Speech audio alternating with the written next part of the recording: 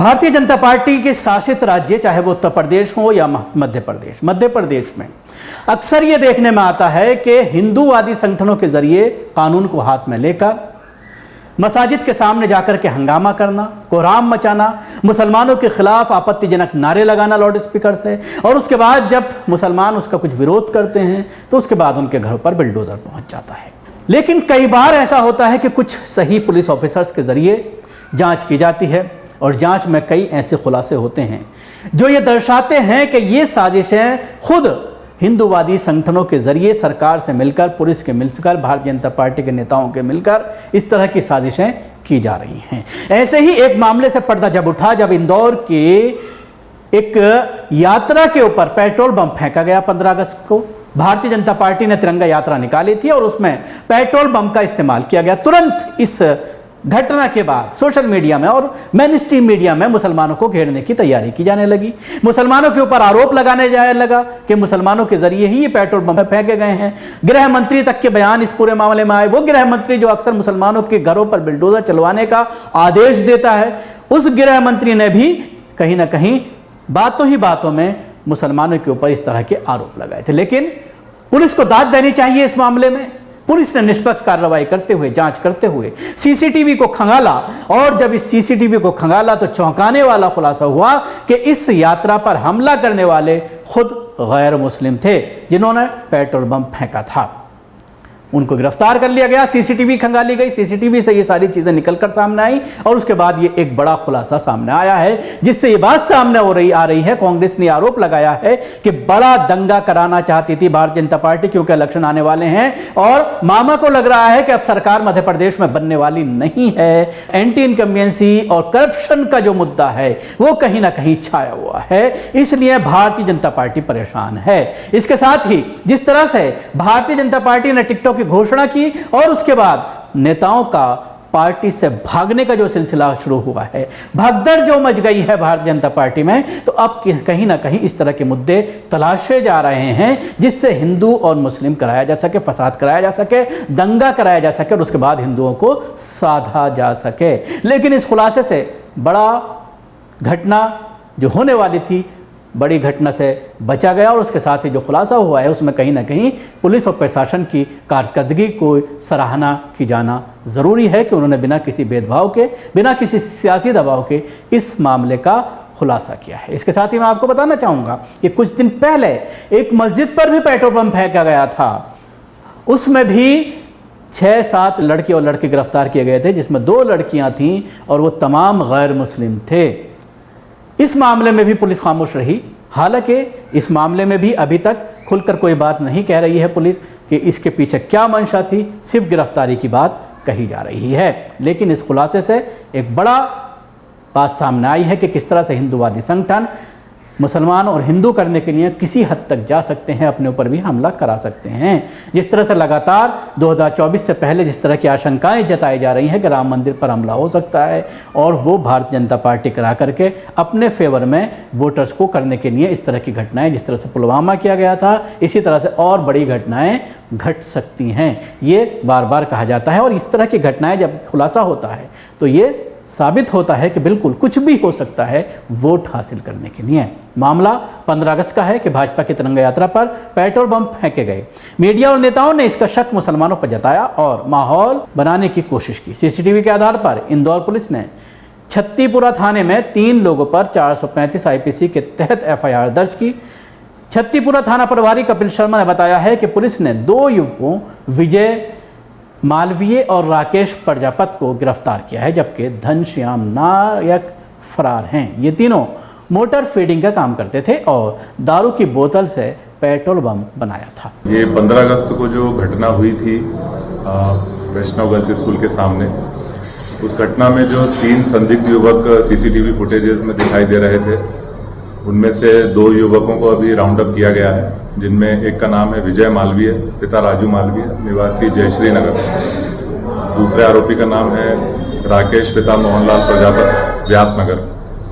इन दोनों का भी अभिरक्षा में लिया गया है और इनसे पूछताछ की जा रही है। लेने की बात सामने तीसरे आरोपी का नाम घनश्याम इसके पिताजी का नाम अभी क्लियर नहीं हो पाया है। घनश्याम नायक इसका नाम सामने आया है, नवीन नगर निवासी बताया गया है। पूछताछ में कुछ बताया सर इन्होंने क्यों फेंका, जिससे दुश्मनी थी? अभी इनको अभिरक्षा में लेके पूछताछ की जा रही है, पूछताछ जारी है। थोपाली लेने की बात सामने आ रही है, थोपाली लेके पूरा घटनाक्रम लिया गया किसी और के कहने पर? अभी पूछताछ जारी है, अभी इस तरह का कोई सुपारी वाला एंगल सामने नहीं आया है। इसमें किन धाराओं में केस दर्ज किए गए? अभी इसमें 435 आईपीसी में अपराध दर्ज किया गया है, जो कि उसी तारीख को दर्ज किया गया था, उसी में विवेचना जारी है। और रिमांड लिया सर इनका? रिमांड अभी लेने का निर्णय नहीं हुआ है। अभी पूछताछ में जो तथ्य सामने आएंगे उनके आधार पर अगर आवश्यकता हुई और अधिक पूछताछ की तो रिमांड लिया जाएगा। इनका बैकग्राउंड क्या करते हैं, किससे जुड़े हुए हैं? इनका बैकग्राउंड है, ये विजय पिता राजू मालवीय मोटर फिटिंग का काम करता है, सबमर्सिबल जो बोरवेल में निकाले फिट किए जाते हैं जी। इसके अलावा राकेश भी इसी कार्य में संलिप्त है।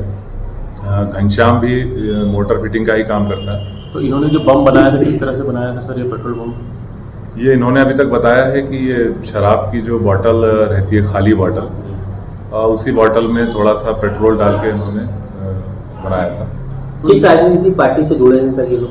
नहीं, अभी तक किसी भी राजनीतिक दल से इनका जुड़ाव सामने नहीं आया। एक बैरागी का सर नाम आ रहा है जिसके कहने पर, इसका क्या रोल है? अभी देखिए पूछताछ में कुछ ज़्यादा चीज़ें सामने नहीं आई हैं और जैसे जैसे पूछताछ होती जाएगी तो अपडेट किया जाएगा। सर क्या मंशा थी इनकी, दंगे करवाना, किस तरीके से? नहीं, ऐसी कोई मंशा अभी उन्होंने व्यक्त नहीं की, कोई सामने नहीं आया है ऐसा कोई पॉइंट। घटना के बाद ये कहाँ भागे थे?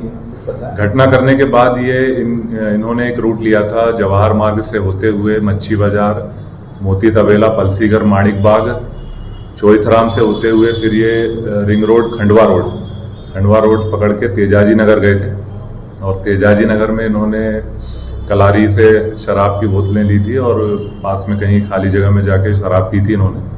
शाम तक शराब पीते रहे थे, फिर शाम के समय अपने अपने घर वापस आए थे। सर तिरंगा यात्रा पे क्यों हमला करा है उन्होंने?